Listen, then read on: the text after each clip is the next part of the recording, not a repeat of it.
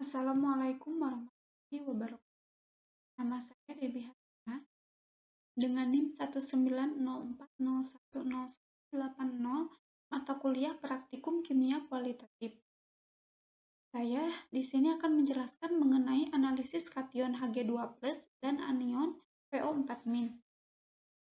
Ion adalah atom atau sekumpulan atom yang bermuatan listrik. Anion adalah ion bermuatan negatif yang menangkap satu atau lebih elektron karena dia tertarik menuju anode. Contohnya fosfat, merupakan bentuk fosfor yang dapat dimanfaatkan oleh tumbuhan. Fosfat dalam perairan terdapat dalam bentuk senyawa anorganik terlarut dan senyawa organik. Senyawa fosfat ini mengalami hidrolisis menjadi bentuk ortofosfat yang dimanfaatkan langsung oleh fitoplankton atau algae. Fosfat tidak bersifat toksik, namun jika diiringi dengan kelebihan kadar nitrogen, dapat menstimular ledakan algae sehingga menghambat penetrasi oksigen dan cahaya matahari. Lalu selanjutnya ada kation. Kation adalah ion bermuatan positif yang kehilangan satu atau lebih elektron karena tertarik ke katode. Contohnya Hg2+ adalah ion merkuri atau raksa. Ini sangat berbahaya karena dapat menyebabkan kerusakan sel pada manusia yang menyebabkan berbagai penyakit seperti gangguan syaraf, gangguan janin, hingga kematian. Analisis kation Hg2+ atau merkuri. Saya mengambil jurnal yang berjudul Perbedaan Kadar Logam Berat Merkuri Hg pada ikan tenggiri atau Scombromerus commerson yang dijual di Pantai Kenjeran, Surabaya tahun 2015, yang ditulis oleh Alda Fitriah Rusmiati Narwati. Keracunan merkuri umumnya disebabkan oleh kebiasaan memakan makanan dari laut, terutama ikan, udang, dan tiram yang telah terkontaminasi oleh merkuri. Awal peristiwa kontaminasi merkuri terhadap biota laut adanya masuknya buangan industri yang mengandung merkuri ke dalam badan perairan teluk. Selanjutnya, dengan adanya proses biomagnifikasi yang bekerja di lautan, konsentrasi merkuri dengan adanya biomagnifikasi yang bekerja di lautan, konsentrasi merkuri yang masuk akan terus meningkat di samping penambahan yang terus-menerus dari buangan pabrik. Merkuri yang masuk tersebut kemudian berasosiasi dengan sistem rantai makanan, sehingga masuk ke dalam tubuh biota perairan dan ikut termakan oleh manusia bersama makanan yang diambil dari perairan yang tercemar oleh merkuri. Ikan merupakan bahan makanan yang banyak dikonsumsi masyarakat sebagai salah satu sumber protein hewani. Namun, ikan juga mempunyai potensi sebagai salah satu sumber untuk masuknya bahan berbahaya ke tubuh manusia, yaitu dengan adanya merkuri dalam ikan. Salah satu cara untuk menurunkan kadar merkuri pada ikan adalah dengan cara pengolahan. Pengolahan ikan biasanya dilakukan dengan cara pengasapan. Nah, ini prosedur kerja dari pengasapan itu. Yang pertama ada proses penyiangan dilakukan terhadap ikan tenggiri segar untuk mengurangi kontaminasi bakteri, terutama yang ada di insang dan bagian alat pencernaan. Setelah penyiangan, ikan selanjutnya dicuci sampai bersih dari kotoran dan sisa darah dengan air yang mengalir. Lalu selanjutnya, ikan yang telah dibersihkan direndam dalam larutan garam dengan konsentrasi 15-20% selama 2 jam. Beberapa pengolah juga ada yang menambahkan bumbu seperti bawang putih dalam proses perendaman tersebut. Lalu selanjutnya penirisan ikan dilakukan setelah perendaman dalam larutan garam, bertujuan untuk mengurangi jumlah air yang menempel pada ikan dengan cara menggantung ikan dengan seutas tali. Selanjutnya, bahan bakar sekam padi atau kayu disiapkan di dalam alat pengasapan dan dinyalakan sampai terbentuk bara. Lalu, pengasapan ikan yang sudah diiriskan dimasukkan ke dalam alat pengasap selama kurang lebih 2-10 jam. Lalu, ikan yang sudah selesai diasapi harus dikeluarkan dari asam pengasap untuk selanjutnya didinginkan. Nah, ini hasil dan pembahasannya. Hasil pengukuran kadar Hg pada ikan tenggiri sebelum dan sesudah pengasapan. Kadar Hg pada ikan tenggiri sebelumnya 0,0144, sesudahnya 0,0092. Perbedaan kadar Hg sebelum dan sesudah pengasapan itu 0,0052 dan penurunan kadar Hg-nya dalam bentuk persen 36,1%. Yang kedua, sebelumnya 0,0121 dan sesudahnya 0,0063. Perbedaan kadar Hg sebelum dan sesudah pengasapannya 0,0058 dan penurunan kadar Hg-nya 47,9%. Lalu yang ketiga 0,0298, sesudahnya 0,0124, perbedaan kadar Hg-nya 0,0174 dan penurunannya 58,4%, dan seterusnya. Ini rata-ratanya sebelumnya 0,019150 dan sesudahnya 0,009987.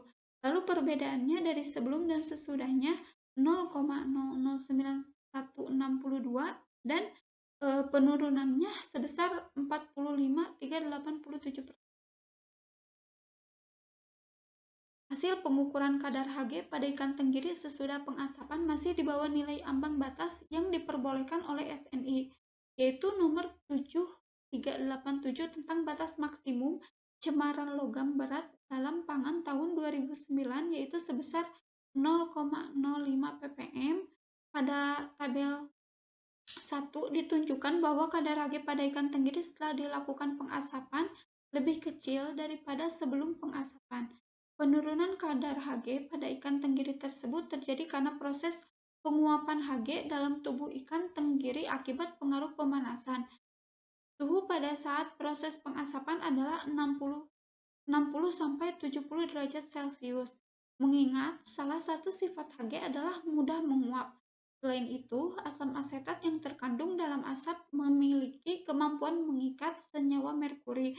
Dengan reaksi kimia 2CH3Hg ditambah 2CH3COOH menghasilkan 2CH3HgCH2COOH ditambah 2H+. Dari reaksi kimia tersebut, diketahui metil merkuri bereaksi dengan asam.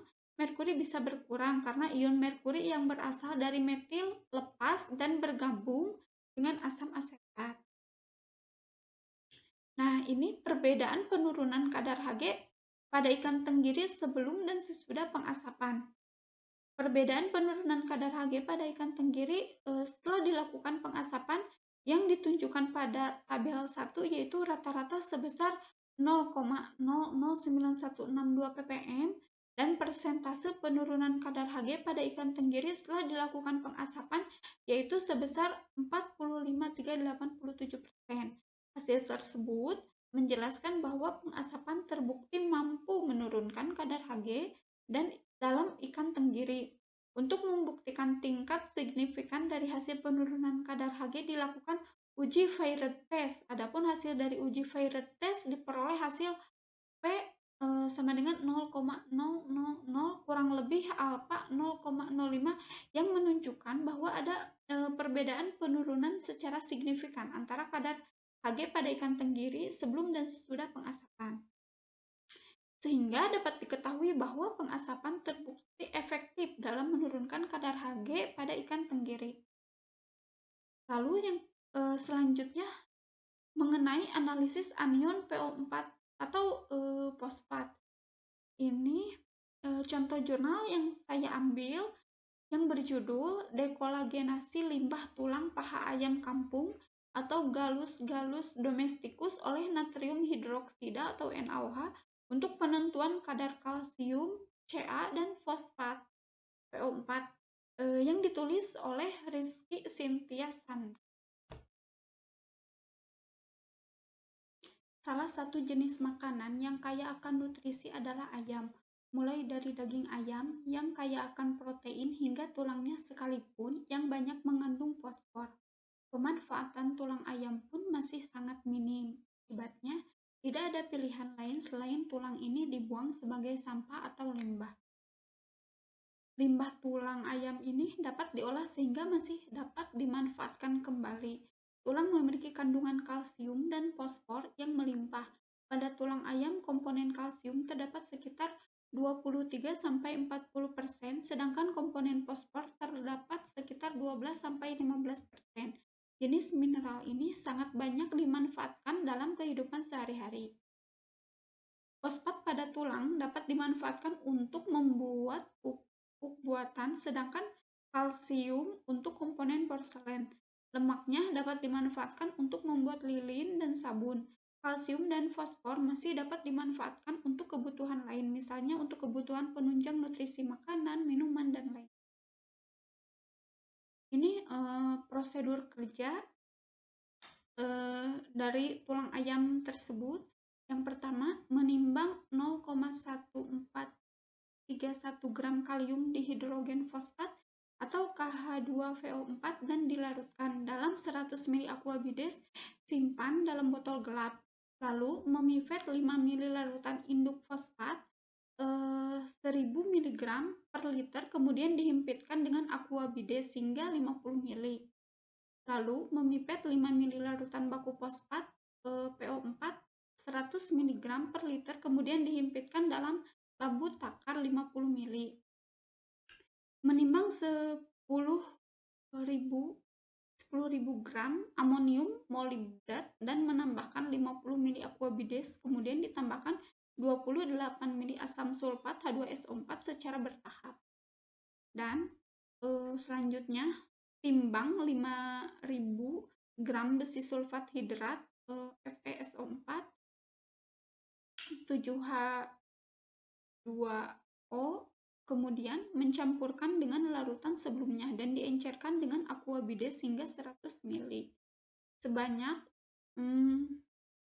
0,1234 dan 5 ml larutan baku fosfat 10 mg per liter dipipet dan menghimpitkan labu takar 50 ml, kemudian diukur absorbansinya dengan spektrofotometer UV vis pada gelombang 660 nanometer. Selanjutnya, sebanyak 0,3 ml sampel hasil destruksi diambil lalu ditambahkan 2,7 ml aquabides dan 2 ml larutan A dalam tabung reaksi. Larutan kemudian diencerkan pengenceran 40 dengan cara memipet 2,5 ml dan dihimpitkan dalam labu takar 100 ml. Selanjutnya, larutan dipipet sebanyak 3 ml ke dalam kupet dan diukur absorbansinya dengan alat spektrofotometer UV vis pada panjang gelombang 660 nanometer. Hasil dan pembahasannya, analisis fosfat pada tulang paha ayam kampung menggunakan spektrofotometer beberapa variasi konsentrasi untuk larutan standar. Konsentrasi larutan standar fosfat diukur menggunakan alat spektrofotometer UV vis pada panjang gelombang 660 nanometer. Absorbansi larutan standar fosfatnya konsentrasinya 0, absorbansinya 0, konsentrasinya 0,2, absorbansinya 0,024, konsentrasinya 0,4, absorbansinya 0,0423, dan seterusnya. Berdasarkan absorbansi hasil pengukuran larutan standar fosfat menggunakan alat spektrofotometer UV vis, maka diperoleh grafik sebagai berikut. Jadi semakin kecil, semakin besar konsentrasinya, maka absorbansinya juga akan semakin meningkat. Nah, ini analisis kadar fosfat pada tulang paha ayam kampung dilakukan dengan menggunakan alat instrumen spektrofotometer UV vis. Berikut ini tabel hasil keseluruhan kadar fosfat pada tulang paha ayam kampung sesuai dengan variasi waktu perendaman dekolagenasi yang digunakan. Waktu perendamannya yang waktu perendaman 1 dan 2 48 jam. Absorbansinya yang pertama 0,0525 dan yang hari kedua 0,0718. Absorbansi rata-ratanya 0,0621, konsentrasi fosfatnya 0,6324, kadar fosfatnya 2528,84 dan persentase dari kadar fosfatnya 0,2528 dan seterusnya. Upaya untuk meningkatkan nilai manfaat limbah tulang ayam dan untuk mendapatkan tepung tulang yang berkualitas adalah melalui proses pengolahan secara kimiawi melalui tahap dekolagenasi dengan menggunakan larutan alkali atau larutan yang bersifat basa kuat yang bertujuan untuk melepaskan komponen mineral yang terikat pada kolagen tulang ayam sehingga menghasilkan kandungan mineral yang tinggi. Proses dekolagenasi dilakukan dengan beberapa variasi waktu perendaman guna mengetahui waktu optimum untuk menghasilkan kandungan mineral yang optimal. Pengolahan limbah tulang ayam secara kimiawi melalui dekolagenasi menggunakan larutan basah dengan memperhatikan konsentrasi dan lama perendaman bertujuan untuk mengetahui besarnya kandungan kalsium dan fosfor yang dihasilkan agar dapat dimanfaatkan sebagai produk yang berkualitas. Lama perendaman adalah faktor yang menentukan terlarutnya kolagen tulang ayam. Larutan basah memerlukan waktu yang lebih lama agar dapat menghidrolisis komponen yang terdapat pada tulang. Hidrolisis protein dengan menggunakan alkali dapat menyebabkan degradasi protein, namun tergantung dosis, konsentrasi, suhu, dan lama perlakuan. Komponen protein dalam bentuk kolagen tulang akan terhidrolisis jika pH dinaikkan mencapai pH 10. Pada suasana basah, kalsium dan fosfor dalam tulang akan membentuk kalsium fosfat. Kalsium fosfat adalah kristal mineral yang memiliki sifat tidak larut pada pH alkali. Berikut reaksi hidrolisis untuk kalsium fosfat. 3Ca2+ ditambah 2PO4 3- menghasilkan Ca3PO4 2. Nah, ini pada proses dekolagenasi berlangsung, larutan basah NaOH akan menghidrolisis protein dan komponen kolagen yang ada pada tulang. Dalam hal ini, NaOH akan bereaksi dengan asam-asam amino penyusun kolagen. NaOH yang digunakan pada proses dekolagenasi berfungsi untuk memisahkan asam amino dalam sampel. Sampel yang direndam menggunakan NaOH selanjutnya didiamkan 2-4 hari tergantung variasi waktu perendaman yang digunakan. Proses ini berfungsi untuk mengoptimalkan proses hidrolisis sehingga asam amino pecah dan terpisah dari sampel. Ini contoh gambarnya.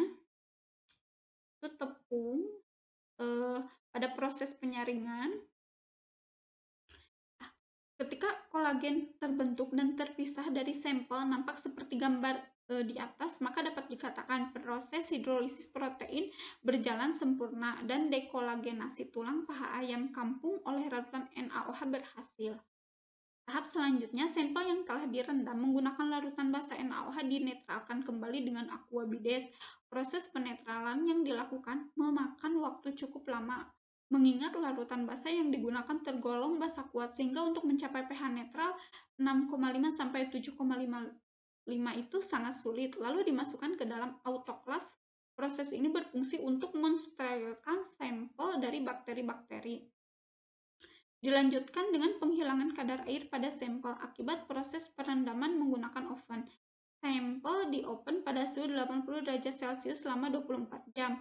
Tahap akhir, sampel dihaluskan menggunakan blender terlebih dahulu untuk meminimalis ukuran sampel agar mudah diayak dengan ayakan nomor 100 sehingga menghasilkan tepung tulang yang berkualitas. Fosfat dianalisis menggunakan alat instrumen menggunakan spektrofotometer UV vis karena fosfat merupakan unsur non-logam. Fosfat dianalisis sebagai bentuk senyawa dari fosfor. Hal ini karena fosfor tidak dapat ditemukan di alam dalam bentuk unsur, melainkan fosfor terikat pada suatu senyawa fosfat yang diperoleh pada penelitian ini tidak terjadi peningkatan. Waktu optimal dekolagenasi terjadi pada variasi waktu perendaman selama 48 jam.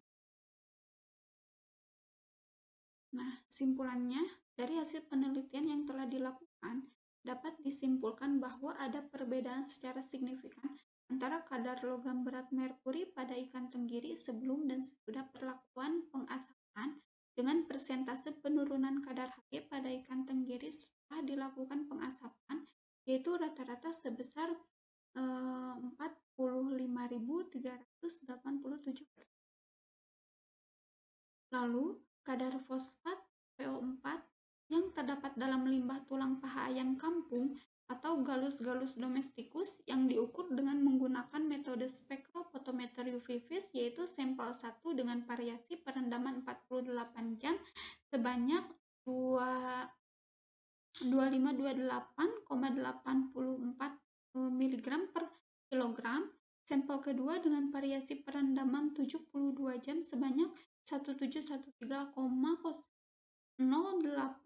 mg per kilogram, sampel 3 dengan variasi perendaman 96 jam sebanyak 1490,60 mg per kilogram.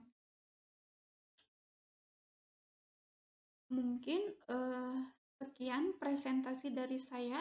Mohon maaf apabila ada kesalahan. Terima kasih. Wassalamualaikum warahmatullahi wabarakatuh.